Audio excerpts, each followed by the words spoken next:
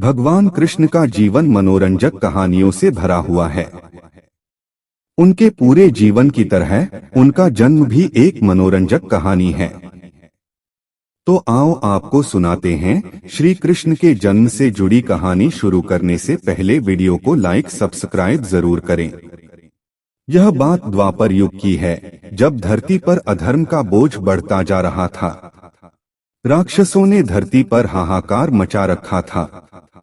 इस बात से बहुत परेशान होकर धरती माँ गाय का रूप धारण करके देवताओं के पास गई और उनसे कहा, हे देवतागण, मेरी रक्षा करें। इस राक्षसों का आतंक मुझ पर बढ़ता जा रहा है, इन्हें खत्म करें। धरती माँ की इस बात का देवताओं के पास कोई समाधान नहीं था।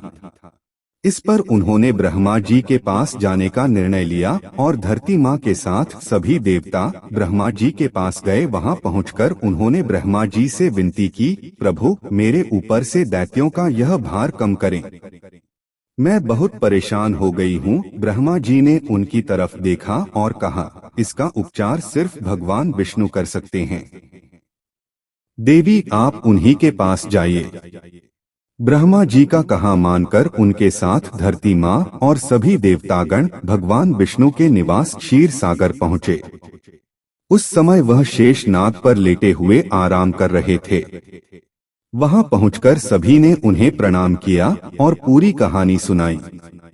पूरी कहानी सुनकर भगवान विष्णु ने कहा, हे देवी, परेशान न हो, मैं मनुष्य के रूप में पृथ्वी लोक पर अवतार लूंगा और पाप को खत्म करूंगा। उनकी यह बात सुनकर धरती माँ खुशी खुशी वहां से चली गईं। इधर मथुरा में राजा उग्रसेन राज किया करते थे।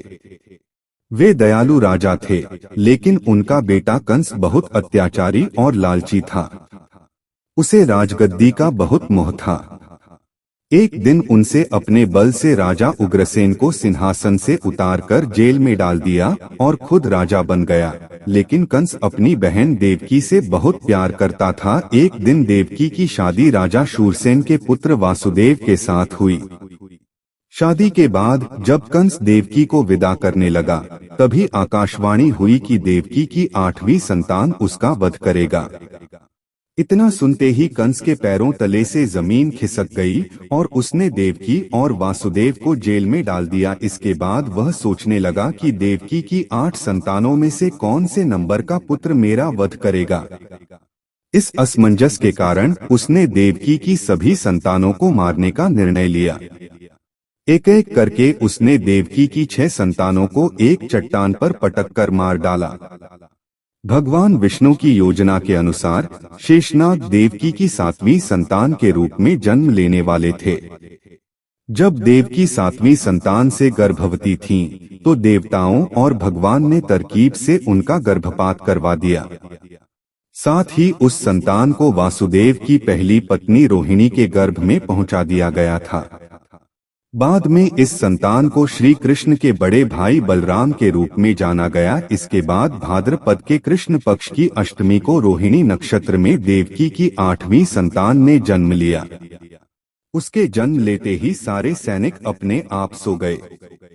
देवकी और वासुदेव की हाथ की जंजीर खुल गई और जेल के दरवाजे भी अपने आप खुल गए। उन दोनों को कुछ समझ नहीं आ रहा था और तभी आकाशवाणी हुई कि इस पुत्र को गोकुल में नंद बाबा के यहाँ छोड़ आओ। उन्होंने ठीक वैसा ही किया।